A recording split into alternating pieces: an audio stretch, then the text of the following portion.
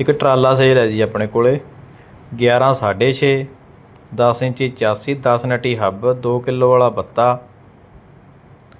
पूरा हैवी ट्राला हैगा। Power cheque लग रहा इनू 10 नटी हब है 2.5 का माल है। MSC का माल लग्या है सारा।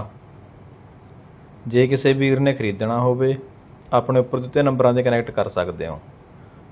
रेट रहूगा तो 1,55,000 रुपया। पिंड अपना ककराला भाईका तहसील समाणा जिला पटियाला। वधिया पक्के टायर पै ने ट्राले च। मिट्टी वाला ट्राला है 10 इंची 84 MC दी MSC थल्ले बत्ते ने। बाकी मिक्स लोहा टाटा का। जिस किसने लैना बाई ने अपने नाल कनैक्ट कर सकते हो।